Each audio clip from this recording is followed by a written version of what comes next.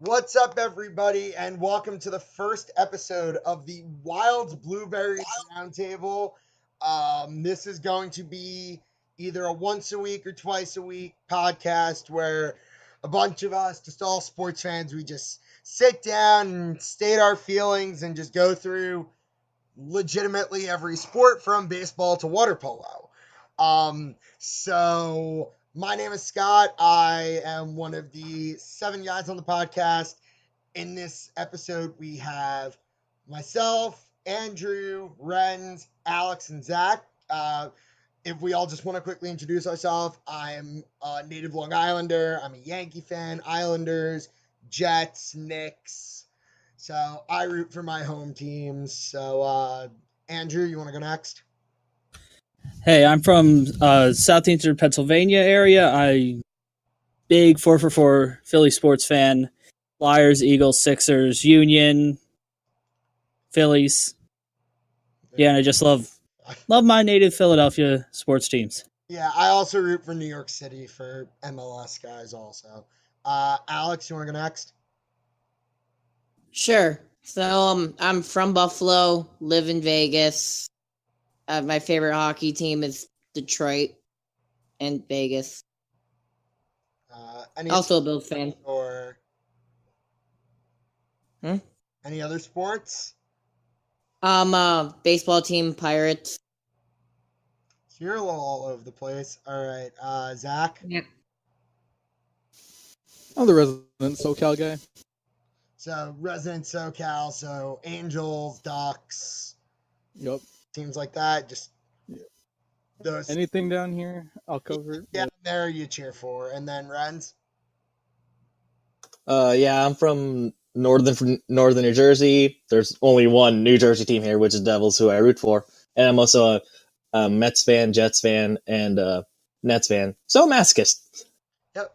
All right. So in this episode, we're gonna go through some of the bigger topics around the sports world right now. The NFL draft, which starts tomorrow night, along with the NHL playoffs, as the last game of the first round is going on right now between the Hurricanes and Capitals, as well as a quick look through the early MLB season, the NBA playoffs, round one, and also we're going to quickly do a last thoughts type of segment.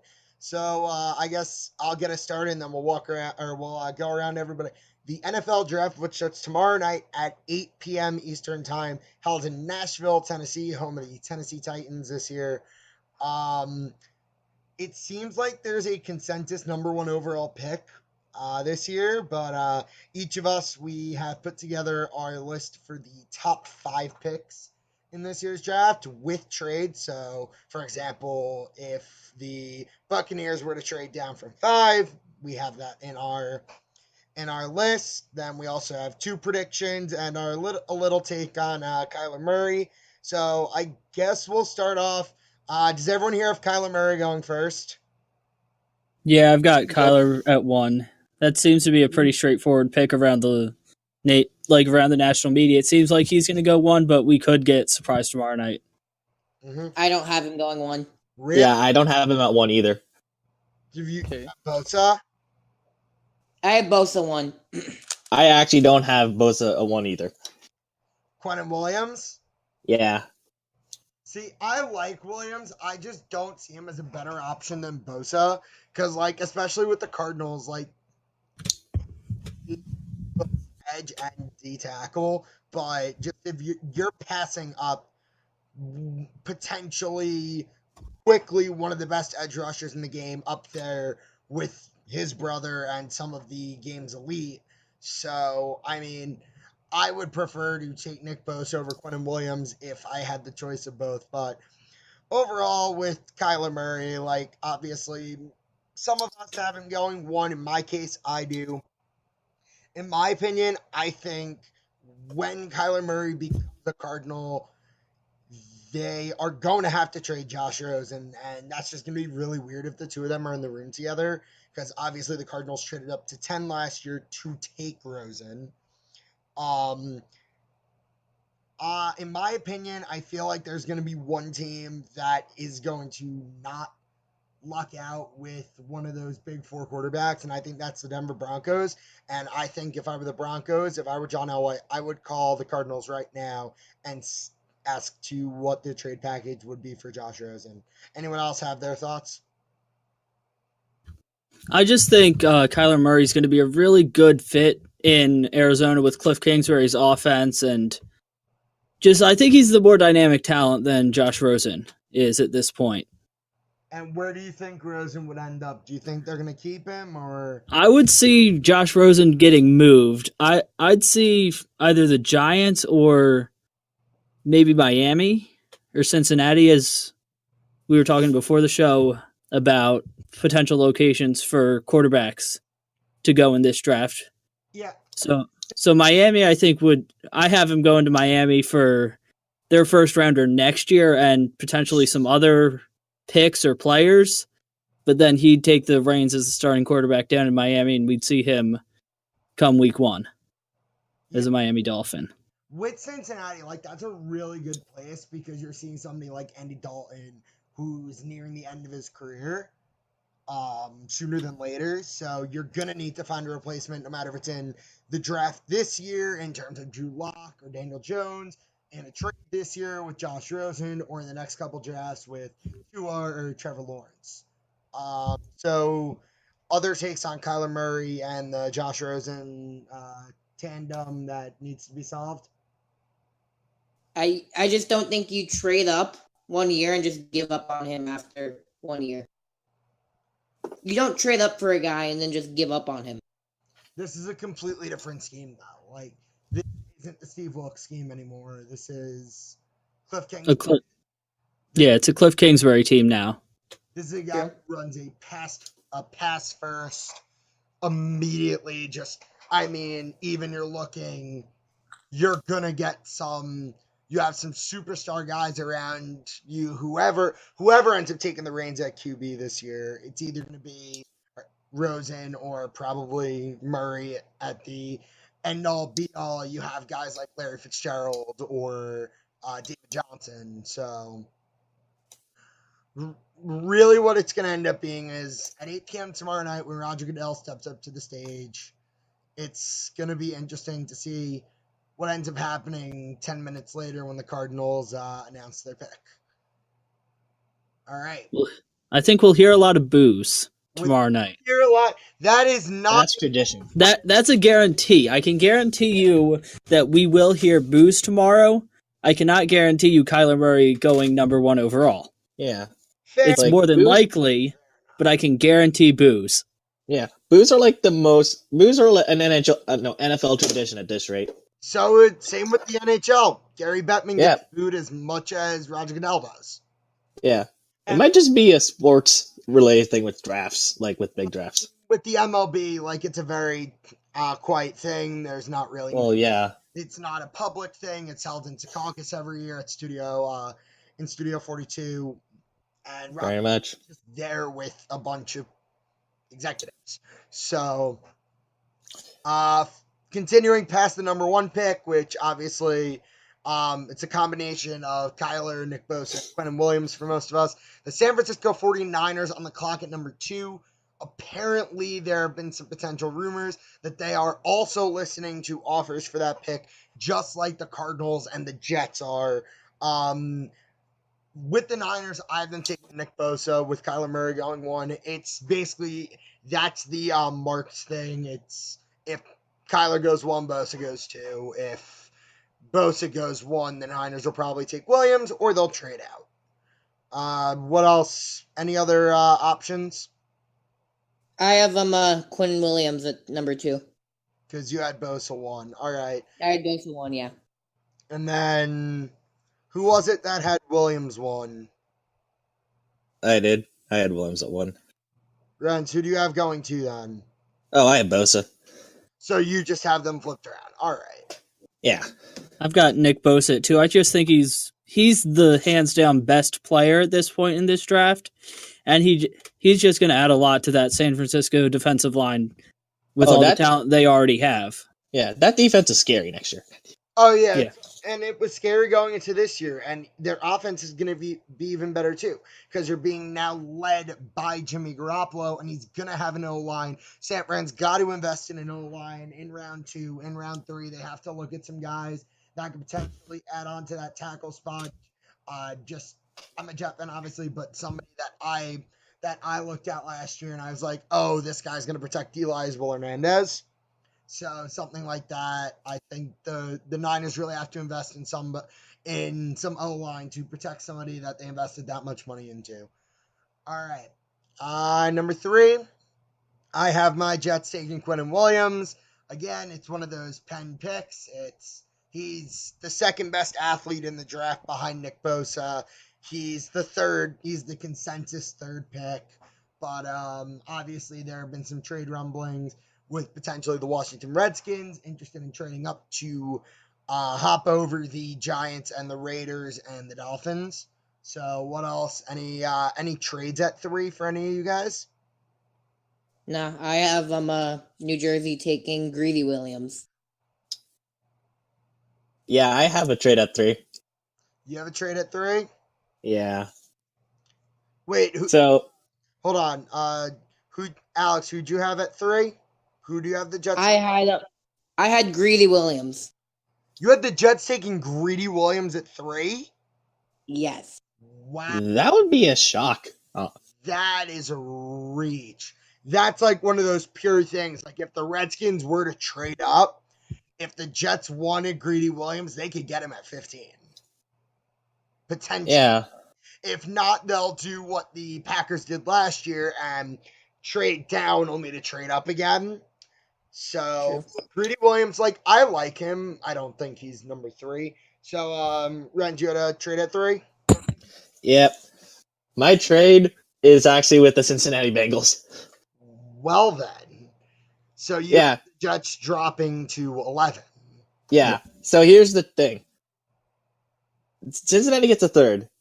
The Jets get, the 11th, the 42nd pick, and then a 1st and a 2nd next year. I could see a 1st next year. I don't think it's maybe a 1st and a 2nd. If that was the package, I would probably say maybe 3rd and a 4th and a 7th this year or something. But maybe just a 4th. Yeah, I understand where you're coming from there. I'm just thinking Cincinnati might be desperate to do this. I have the same thought. And I'm assuming that you have Kyler Murray going to Cincinnati at 3. Yeah, Cincinnati's 3 and Kyler Murray is going at 3. Yeah. Right. I've got a shock pick here at 3. I've got the Jets going with Josh Allen out of Kentucky. I just think the Jets have more of a need at the edge rusher position, and Josh Allen would fill that for them. I definitely agree with you there as a Jet fan, and obviously, yeah, I could see that too. Rather agree there too. Rather than taking the best player available, they take the best player that fits a need that they actually have, which would be Josh Allen. You're looking at Mike McCagnon, who has a history of taking best player available. For example, Leonard Williams at 6. Yeah. Jamal Adams I still don't know how Jamal Adams fell to 6. That was still pure luck. My teams have been very lucky at best player available getting dropped to them. I mean, obviously with the Islanders last year in the draft with Noah Dobson and Oliver Wahlstrom falling to 12 and 11. So yeah, no, I've had this terrible thing called development. Yeah, as a Devils fan, I understand that. All right. So number 4. Now I think this is where we're all gonna go on our little different paths. So I think we're just gonna have to go through one by one here. I will start. I have the Oakland Raiders at 4 taking Dwayne Haskins. So the thing with Haskins is that Gruden and Mayock apparently had a very good meeting with him, and apparently that was Haskins' best meeting. You're going into the year with a very uncertain, shaky quarterback in Derek Carr, who at this point, we don't know if he's ever going to be Derek Carr prior to getting that extension ever again. So having Haskins as a guy for the future, this is a team that Gruden and Mayock want to win as soon as possible. I think having Haskins as somebody, I was always the the trade Derek Carr guy to Jacksonville before Jacksonville got Nick Foles, having Derek Carr's insurance and his apparent future in Haskins, while Carr is just sitting there getting hurt every year, I feel like that'd be a benefit to everybody. Yeah, that would be a good idea, but I don't have them going with Haskins at 4. I have them going Ed Oliver at 4. And that just gives it like the versatility that Ed Oliver brings to that team and to the D line. He can play anywhere along the line and perform well. Yeah, again, the thing with Ed Oliver is Mike Mayock 1 year ago today, was sitting in Dallas at Jerry World covering the draft. Now he's the only team with 3 first-round picks, and he's got very, very high chances of trading up with 24 or 27, but if anyone has any thoughts on that, we can go past that. Go to that another point. So, Zach, who do you have at 4? I have Allen because with the trade to get rid of Khalil Mack, you kind of need another guy to push through. On at 4 for you. All right, Renz. I actually do have Haskins going at 4. All right, so I'm not the only crazy one that thinks Oakland's going to take a quarterback. No, like, I don't know about you, but, like, I just don't think Gruden actually likes Carr. Like, at all. I just think that Gruden's always had this grudge against certain players in his coaching career. Same with his brother. Like, Jay always had some grudges against certain quarterbacks that the Redskins have had during his tenure. And now, obviously, he's being stuck with Case Keenum for a year. We could get to that. There may be some different opinions on that. But the Grudens seem to always have their grudges, just like the Van Gundys did in basketball. I think that Haskins is a better fit than Carr in Gruden's system. All right, Vargs or Alex. So yeah, I have Kyler Murray going 4. And you think Oakland's not gonna listen for a king's ransom? Yeah, I think they need a quarterback that bad. Carr hasn't proven himself after that extension. And I agree with you there, but if you're the Raiders, you at least have to consider listening for that king's ransom that I would say if Kyler doesn't go 1 or 2, that the Jets would be listening for at 3. True. All right. 5, which is the Tampa Bay Buccaneers on the clock. I feel like this is a pick that most people, it's down to 2 guys, one of which being the linebacker out of LSU, Devin White, who I have going 5th to Tampa. All right. So you guys want to check who you got 5th? I also have Devin White going number 5 to Tampa. I've got Quinnen Williams at 5. He fell down the board. Tampa Bay wastes no time and takes him with number 5. Best player available and replaces Gerald McCoy right then and there. And you got a very good defensive coordinator. Renz and I know that just great by the name of Todd Bowles now down there under head coach Bruce Arians. And that's going to be an interesting coaching staff. Like Arians and Bowles, just like how the Jets have a brand new coaching staff where Gase is going to run the offense, and then you got a very, very vocal defensive coordinator in Greg Williams. As long as he doesn't bring Bounty Gate 2.0, I'm fine with him. I agree. All right, Zach? What the hell? Who have you got going 5? I have the Buccaneers trading with the Giants, and I have the Giants taking a security pick with the quarterback, Dwayne Haskins. So you see them pulling a bit of a safer route. Yeah, so you see them doing what the Bears did a couple of years ago with Mitchell Trubisky. Yeah. Giving up like maybe a third or a fourth round pick to secure that nobody else trades up. And at that point, the Buccaneers can still get who they want at 6. They could still get to. Exactly. All right. Renz, did you say who your 5th pick was? No. I ended up giving them Josh Allen at 5 for the sole reason he's the best player available, and the sake that Tampa Bay needs anyone on defense right now. Like, how bad were they defensively last year? Like, they were pretty bad. Very bad defensively last year. Yeah, like when you think about Tampa Bay, they had the offense to at least do something. Their defense was non-existent.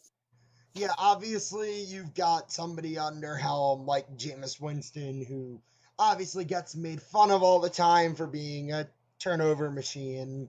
But overall, I feel like he can have the ability to come up and figure something out because he still has some great weapons. Mike Evans is still a very good wide receiver.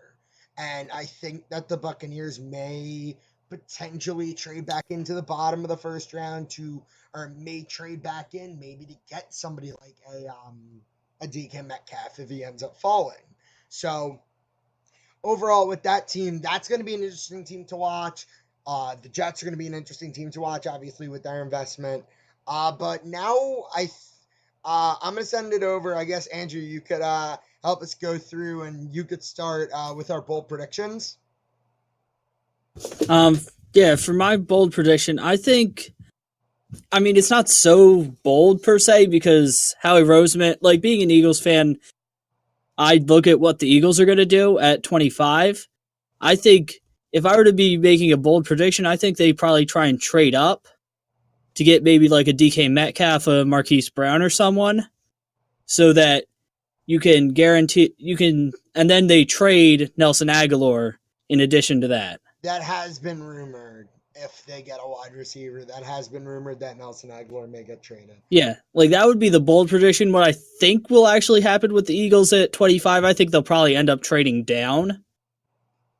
But I'm not sure where.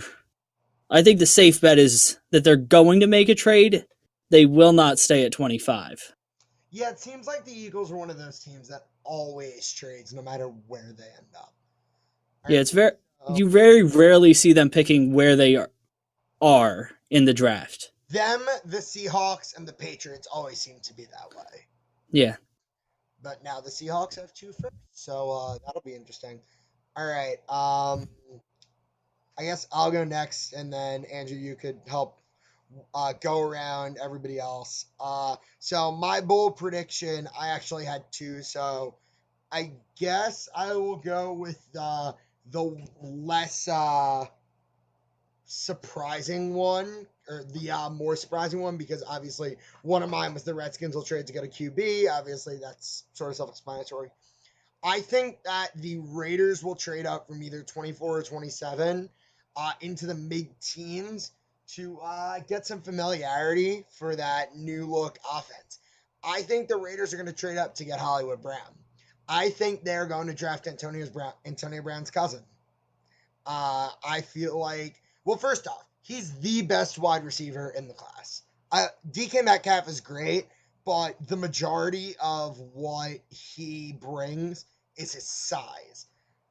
Marquise Brown has the skill that I think the Raiders could use because that wide receiving core is very shaky.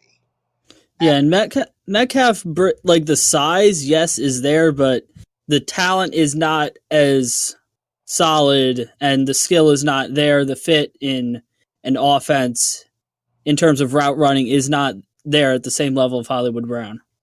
Yeah, and then No, not at all. Yeah, and then obviously with the other one, I'd have them taking Josh Jacobs.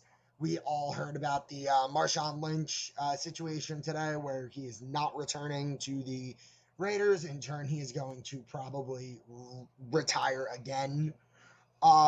So having that new look potential future offense with Hollywood Brown, Josh Jacobs, and Dwayne Haskins, that'd be very interesting.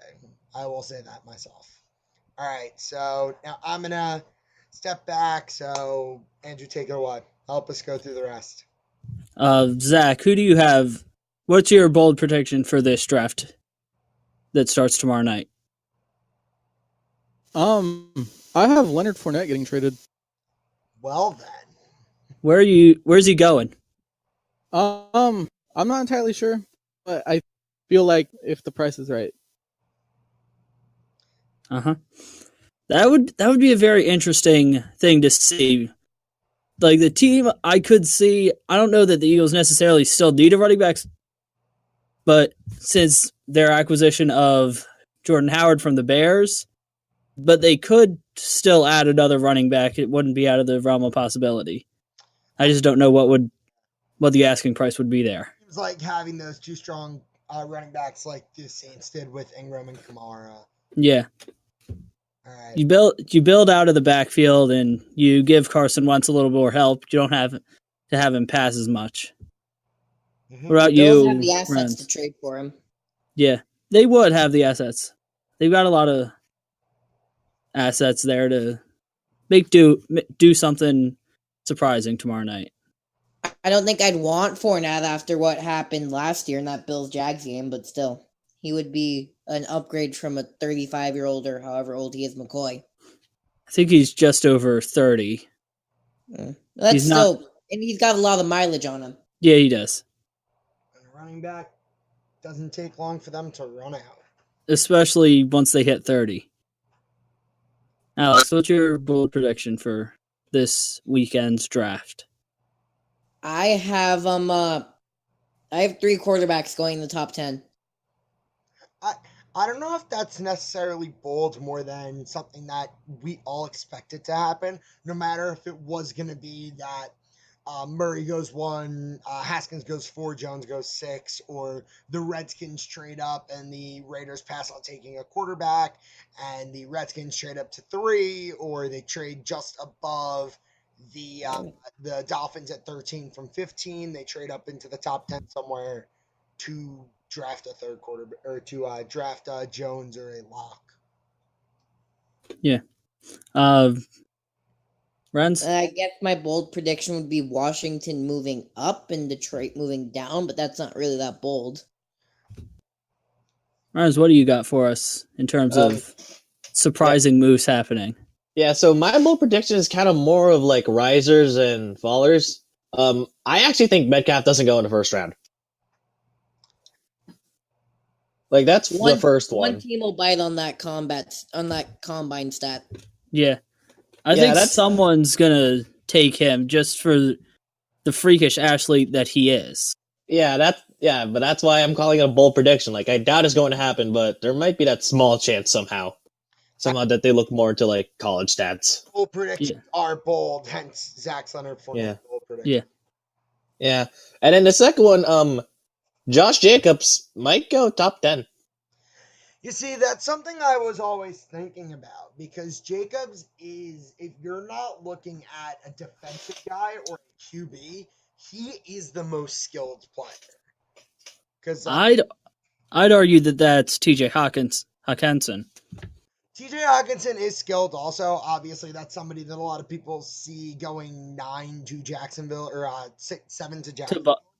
Or 9 to Buffalo as well. I've seen some mocks. So, either or, both of them are very skilled, and so is Noah Fant, the other tight end that's supposed to go first round. So, we'll see. All right. So, that wraps it up on the NFL draft starting tomorrow night at 8 p.m. Now, moving on to our next debate, which is something that all of us have in common. How the NHL playoffs are something else in the form of positives and negatives. So, Renz, take it away and host this section. Okay, so far these playoffs have been, well, let's say they've been something for the sole reason of both 1 and 2 seeds are already out. Okay, from all 4 of you, any of you saw this coming? whatsoever. Both 1 and 2 seeds are out in each division. The Islanders were the 2 seed, the Penguins were the 3 seed, Yeah. and the Bruins were the 2 seed, and the Leafs were the 3 seed. Yeah, it's just weird. Weird seeing like all these high seeds already go out. Especially Tampa. So, let's start with you, Andrew. What do you thought about the first round so far? That's kind of what I had as both my positive and my negative was just the wild and crazy upsets that we have had in this postseason so far. These crazy upsets have led to very interesting second round matchups. You've got Colorado, San Jose, Columbus, and Boston. The Islanders are playing either the Capitals or the Canes. Who would have seen that coming at the start of the season? We've also you've got the Stars and the Predators. Or no, the Stars and the Blues, my bad. Mm-hmm. Stars and the Predators was the first round matchup that we didn't see Nashville losing. But you've got Stars Blues. That's an interesting one. You've got a battle of two of the top goaltenders left in this playoffs. Yeah, pretty much. And who would have thought this time at the start of the year that we'd be saying Jordan Binnington is one of the best goalies in the National Hockey League right now? I don't think anybody knew who he was at the start of this season. Blues fans probably... Yeah. Blues fans did, but in terms of a national reach, nobody knew who he was. Some of the bigger... I'm pretty sure Blues fans didn't even think he was going to be a starter at that level. That's true. Because all the hype around in terms of goalie prospects was Carter Hart. Yeah. That's all anybody could talk about in terms of a goalie prospect who's going to be a great NHL goaltender. It was Carter Hart. Yeah. Nobody saw Jordan Binnington coming. Yeah, then you had Binnington and even the emergence of Thatcher Demko a little bit this year. He just got a new 2-year extension from the Canucks that pays him $1.05 million a year. That basically sets him up as at least the backup next year, which means that Anders Nilsson will not be returning. That's real good news for Canucks fans. All right. So that was your positive and your negative? Well, yeah, like the negative is we've lost some of the top talent in terms of our stars. No Crosby, no Malkin, no Johnny Gaudreau, no Austin Matthews, John Tavares, Mark Stone, Patrick Laine, Blake Wheeler are all out before the second round. And we've also lost the best team we've seen in 25 years. Yeah. With Kucherov, Stamkos, Point, Hedman, Vasilevsky heading up the Tampa Bay Lightning. Now, here's my question. Some of these really talented teams, but it sets us up for a really fun final 3 rounds. Yeah, it does. Now, the question here is, who is the biggest star left? Matt Duchene and Artemi Panarin? Erik Karlsson. Erik Karlsson. Erik Karlsson, yeah. Erik Karlsson's Nathan up there. I would even Nathan McKinnon. Yeah, that's also one. Senko? I would even debate Vladimir Tarasenko. Yeah. You could also throw Tyler Seguin in there as well. Seguin, yeah. And then you're looking as even deep. Like, people don't forget how skilled Matthew Barzal is. Matthew Barzal is insane. Barzal is really good. He may be one of the more clumsy players in the NHL in terms of taking minors, which he happens to do a lot more this year and give away the puck a lot more. But obviously he's been relying a lot more. And I'm telling you this as an Islander fan. He had a good season, just that he was undermined by the emergence of some of the Islanders' top players now that need contracts. Robin Lehner, Brock Nelson, Anders Lee, Anthony Beauvillier, even Valtteri Filppula, and to an extent Leo Komarov, who now the Islanders have on contract for another 3 years. All right. Yeah.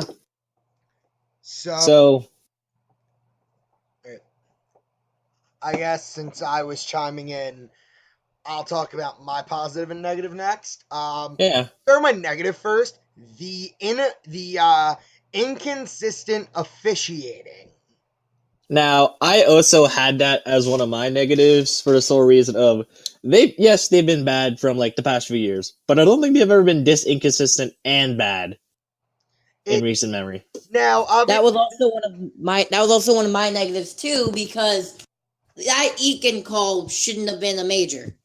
I would Pavel if you bleeding out of his helmet. I looked like the more I looked at that call and the more I look at the NHL rulebook, despite the wording of it, that should have been a 2-minute minor for cross-checking. Because Yes, it should have been nothing more. his injury was caused by Paul Stastny trying to get to Brett Burns, who had the puck, after the faceoff win by Joe Pavelski. It was incidental contact. Paul Stastny should not expect there to be a player falling backwards into him as he's skating behind. Hey, but trying to skate behind the center. But that's where you put the blame back on Eakin. To happen in the Islanders series too. In game 2, Jack Johnson went to the penalty box for a 2-minute minor. Then as he was coming out of the box, headed toward the bench, he knocked into Johnny Boychuk, and then on his way to the bench, collided with Adam Pelech. He got an interference minor and went right back to the box. Well, was like if the puck, like I wasn't watching too much of the Islanders Penn series. It wasn't but on purpose thing. It was an accidental incident, and even as an Islander fan, Johnson shouldn't have gotten a 2-minute minor.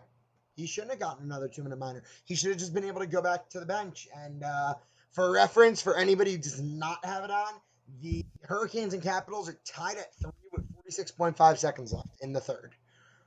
Yeah, that's another Game 7 overtime. Game 7 overtime, boys. That's one of the negatives. We didn't have enough overtimes or Game 7s this year so far. That is very true. We need all the Game 7s.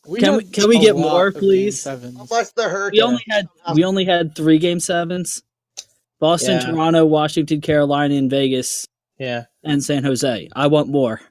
Well, at the very least, 2 out of 3 are going to overtime. Yep. Yeah. All right. I like my hockey. I want more. Yeah. My positive coming out of the first round, though, it's sort of like the upsets, because now it's showing that the top seeds are never the favorites. You always have to expect the unexpected. Expect the underdogs to at least show. I'll say this right now. The Tampa Bay Lightning getting swept was a different story. Like, Columbus was just playing out of their mind hockey. But yeah, Tampa Bay Lightning and put them up against, I don't know, a team outside the playoffs. Take the Lightning or the Flames and put them up against the Panthers or the Coyotes.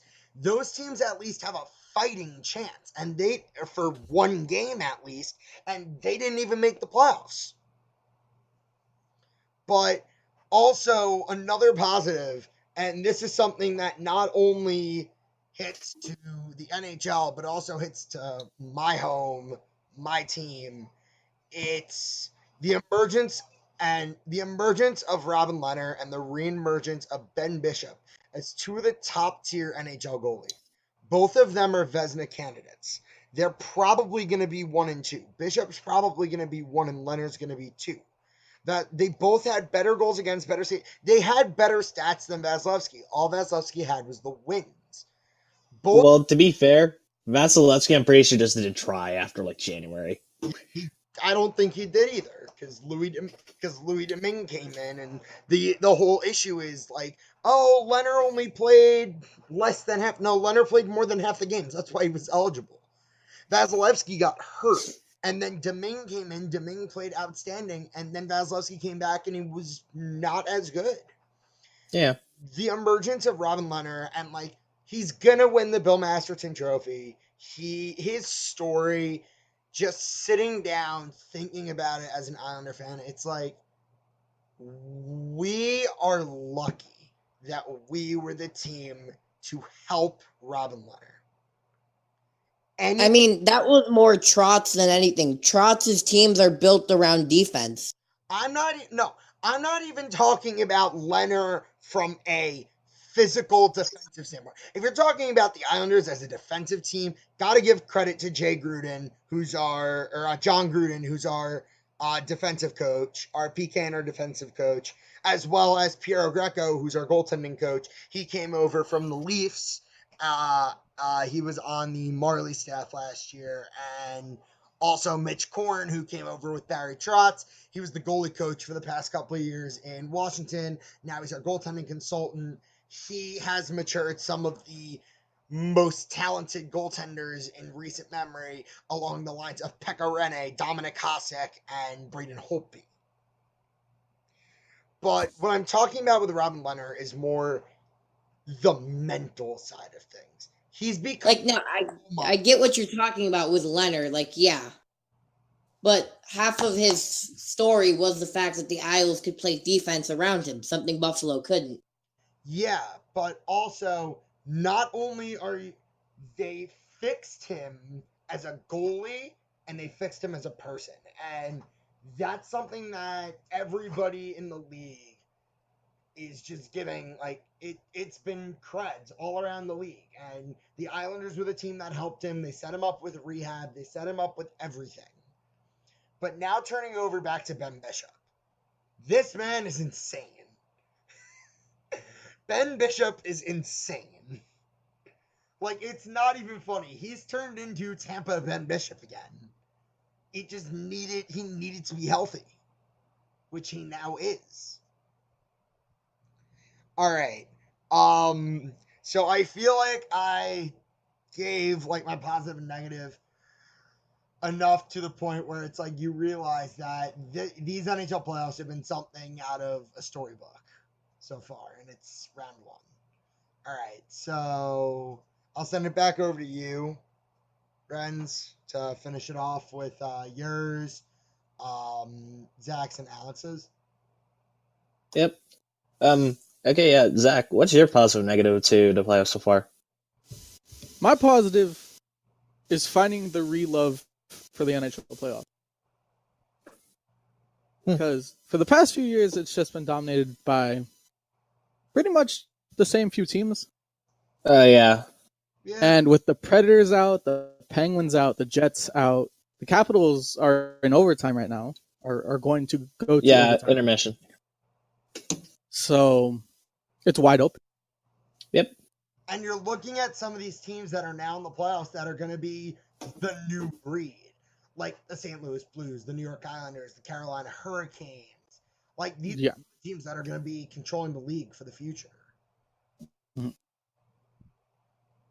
And I will say my negative is it was kind of short. I mean, it felt short. It was 2 weeks, I think, but it felt short. Yeah. Let's be honest. We got enough. Even the Stanley Cup playoffs are not enough hockey for all of us. Oh, yeah, 100%. True. That's why players go to the World Championships. Except for the Winnipeg Jets, who Nick Ehlers was playing on a broken foot and Patrick Laine was hurt. Hey, have fun playing more Fortnite, Laine. But that's another story. All right. Yep, so, Zach, no. So, Alex, your positive and negative? My negative, I'm generic. I'm sticking with the terrible ref. I mean, they're just so inconsistent. Yeah, I can agree with that. And like there's a set rule for goal interference, and it felt like not every ref had the same goal interference definition. Not every ref knows how to ref. Well, let's be honest. When it comes to the goalie interference thing, I don't even think in the NHL knows what goalie interference is.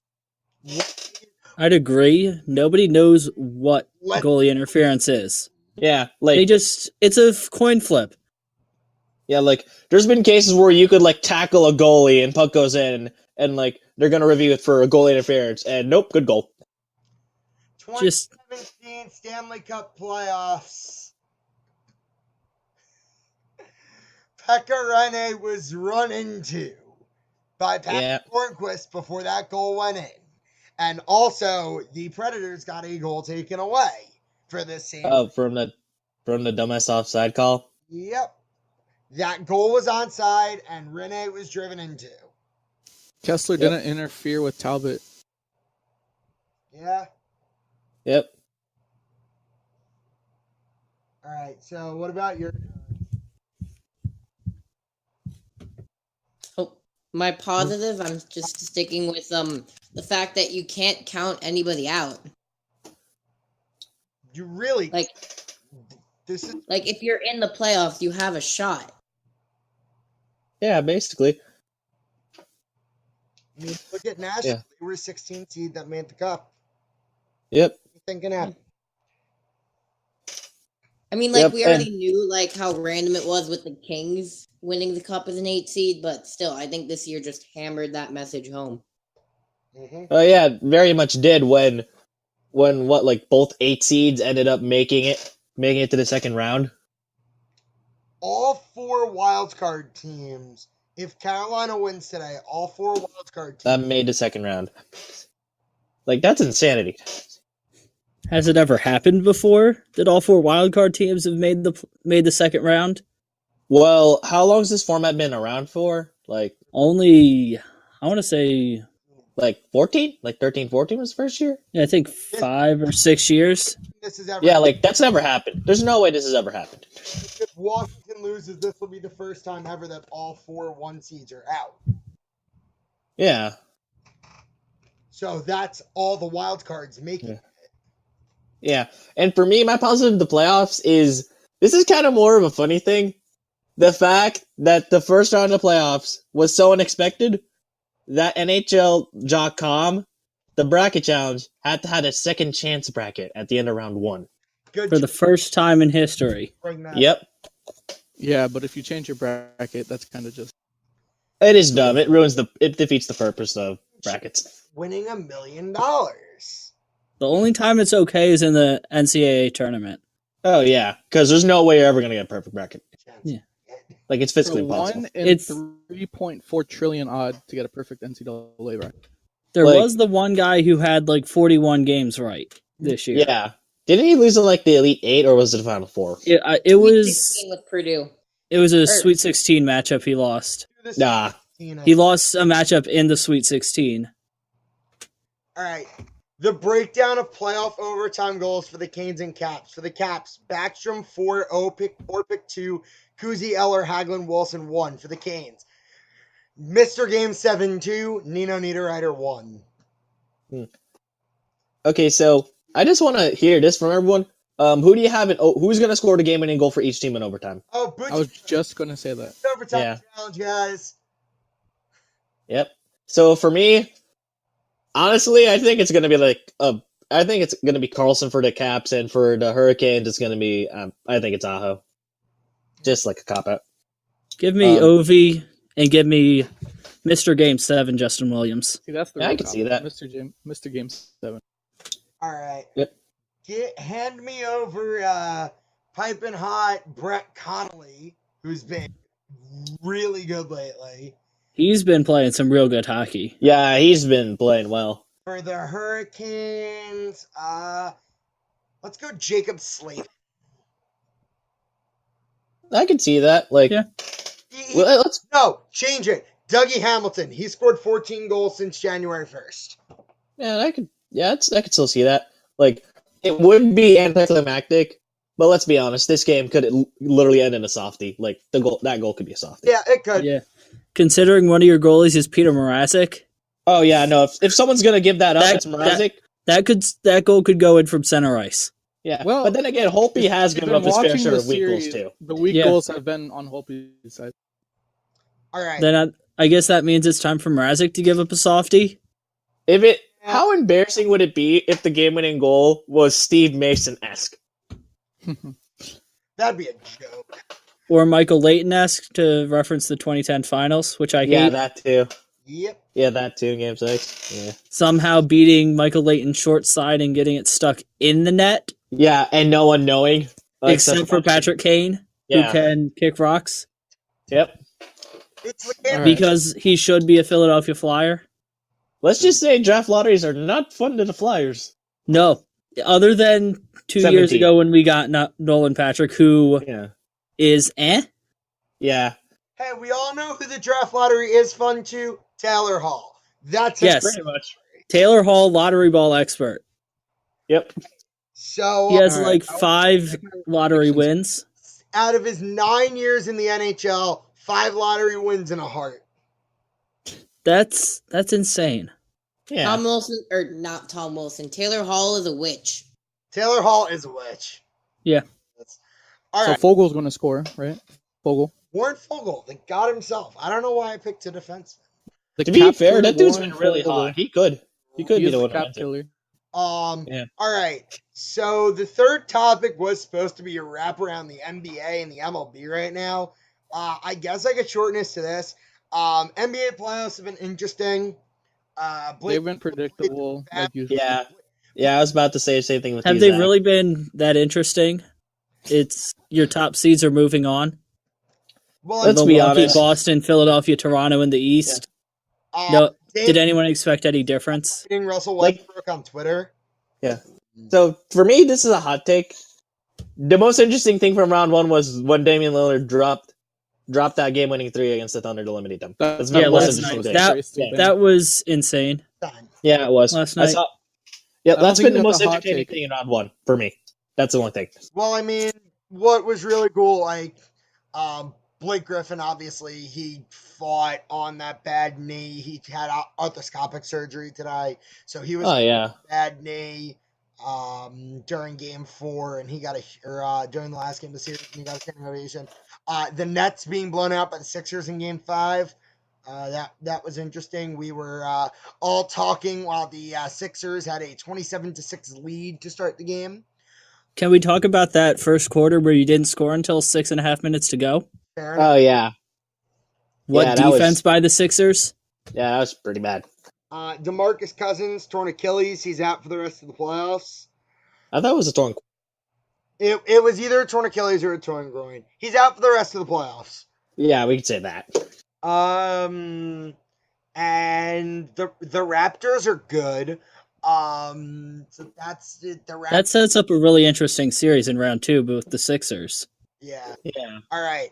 MLB. Rays are the best team in baseball by record. Who saw that coming? What? And the Red Sox are not? And the Red Sox. Yeah. The Red Sox are not good. The AL They're West very is Red Sox are a stacked, bad and baseball the team. AL East is not. Bad baseball team right now. And I'm a Yankees Yep. fan, and I can say that. We're just an unlucky baseball team.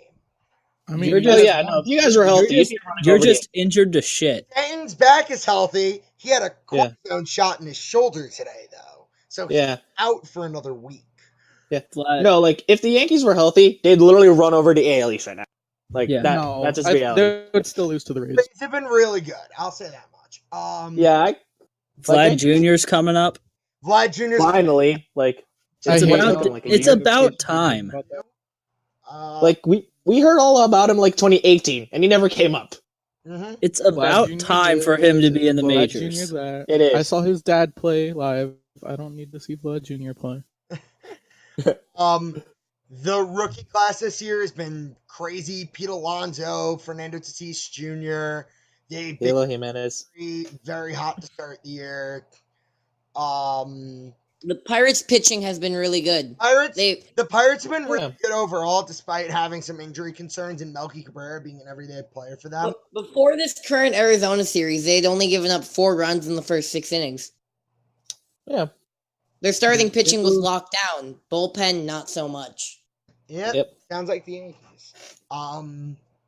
The Angels are injured like always, but you know, that's a hill we live with over here. Justin Upton, Shohei Ohtani, everybody's hurt for that team.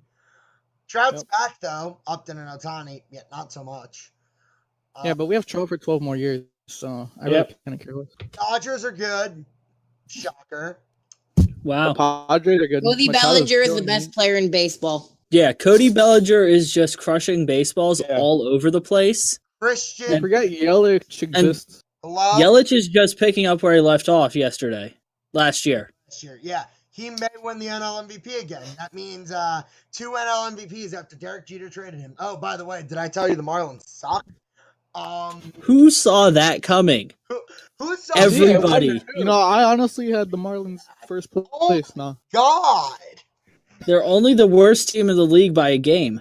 they're the Yeah. Ottawa Senators. No, the Well, to be Ottawa fair, Senators. at least Jeter doesn't throw his fans under the bus. Ottawa's in a league of their own in terms of badly managed teams. Yeah. Marlins are down there also, though. Yeah, Marlins are close, but Ottawa's still below them. The Marlins Oh, yeah, no, just rebranded because of again. Ottawa's the worst. Just because.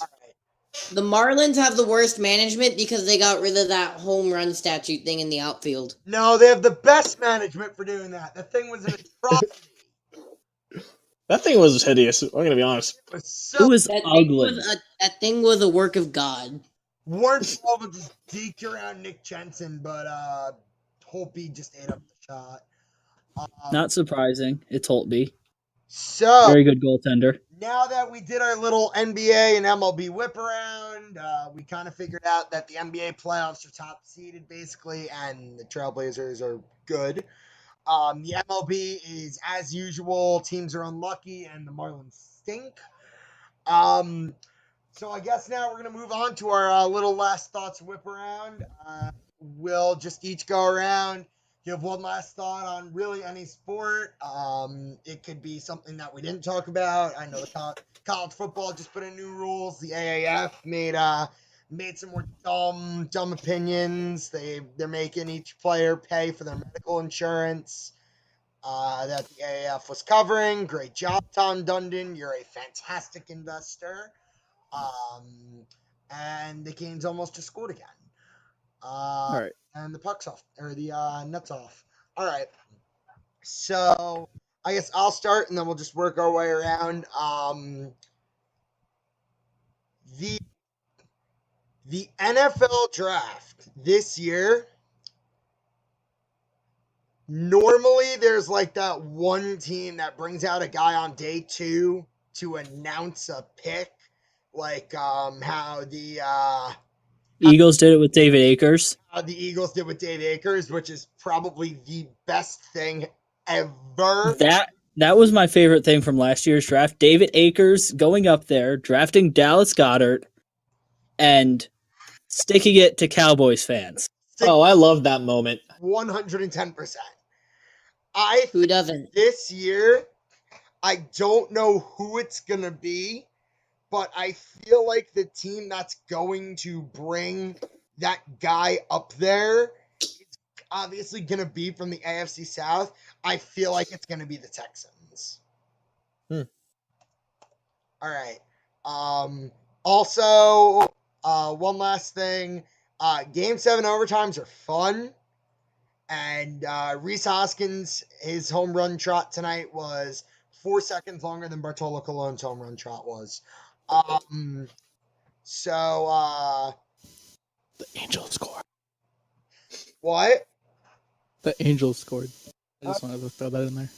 All right, so it's 1-0 Angels over Yankees. We got time. All right, Andrew. Last thought. Rhys Hoskins is a beast, and so is Yeah. Bryce Harper. Fair. Yep.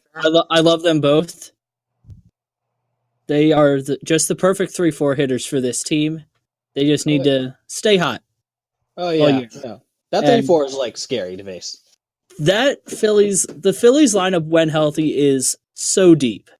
Yeah. You do not get a break 1 through 8. Oh, I know. Like, I didn't know what the hell happened yesterday, but today hey, it looked like they're back in form, like a little Yeah, bit. But they've 9, Zach Wheeler, Noah Syndergaard, and Jacob DeGrom have all homered this year. Yep. yeah. Somehow Zach Wheeler homered yesterday against the Phillies, but let's not talk about that. That doesn't matter. So Yeah, it doesn't because the Phillies won today. Yeah, Ren, Hey, at least you didn't get swept, so that helps you. yeah, that's nice. Yep. all right. We'll see how that at least goes because I still don't believe in the Mets, but we'll see what It's happens with that. it's just a complete toss up in the NL East. The NL Here's the one thing that every single NL East team can agree on: all our bullpens are trash. Yeah, so one of us needs to sign Craig Kimbrell. Yeah, at Now least you watch, guys none of have us the will Marlins. sign him. No, watch the Brewers sign him. The Brewers don't need him. They have Hader. You need him. Corey Knebel had Tommy John surgery. No, let's use time travel to get him back. Yeah. All right. So, Ren's final thought. My final thoughts more like so the first round of the playoffs have been nothing short of amazing. How are they gonna repeat that in round 2? Like, I'm more curious of like how is round 2 gonna top round 1? Yeah, Or I are hope we they're in not for like a just letdown? sweeps. Yeah, I hope they're not just sweeps. Yeah, I'm hoping like round 2 is just not 4-game sweeps in all 4. Mm-hmm. The Islanders won. Yeah, that's my No matter who they play, who comes out of this overtime, there's not going to be a sweep. All right, Zach. So my final thought is, I'm a Chiefs fan. Frank Clark, not worth it. Yeah. yeah, that contract. That's a lot of money. Yeah, I would have like, just what was re-signed D Ford D Ford. 87 and a half? Yeah, I would have just re-signed D Ford because we know what we have with him. But now we're bringing in a guy from another defense and just. And I will say, Frank Clark is better than D Ford. I feel like it wasn't worth trading D Ford only to get Frank Clark, though. Like, here's my thinking. I'd rather have D Ford and your first this year rather than just Frank Clark. Frank Clark in a second. Yeah. Yeah, like, I'd rather have that than Clark in a second. Well, we still have 2 seconds, so Yeah. we could move up into the first. So, yeah, you could probably find a way to do that. Alex, final thoughts? My final thoughts are I don't care that they barely gave up anything for them. Keone Kayla can go kick rocks. Yeah, Kayla's just not performing the way he was he was last an year. interesting player.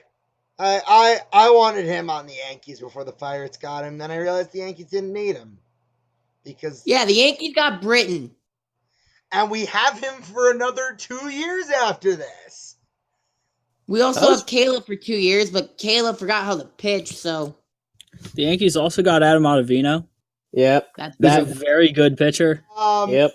I'm more shocked at the fact that Adam Ottavino took that long to sign, though. Yeah. Zach, was Bedrosian an opener today? One more time, sorry. Was Bedrosian an opener today? Because Felix Payne is in the game. Yeah. All right. We like the opener role for some reason. He's using the opener now. Oh yeah, my final thought: the Not the Phillies. let Not either of the Mets. start. What was that? The opener is dumb. Let starters start. Amen. All right. Yep. So Well, Blame let's the be Rays. honest. The Blame MLB the loves Rays. their gimmicks. they do. Hey, just blame the Rays. Oh, yeah, Blame we the could just blame them. Blame the entire city of Tampa for all our problems. Yeah, we Yeah. can just blame the entire city of Tampa. That's fine. Yeah, we could just blame Tampa for ruining everyone's brackets and for the opener. They didn't ruin my bracket. That's true. having They a didn't ruin mine. team that's I didn't make one. the juice box. Smart. Smart, Andrew. Smart. All right. So that is it for the first episode of the Wild Blueberries Roundtable. We will be back at some point after the NFL draft in the midst of round 2. Now, I think we all want to go look at Leafs fans rant on Cap Friendly and watch this overtime. Yes. So, Yes, please. yes.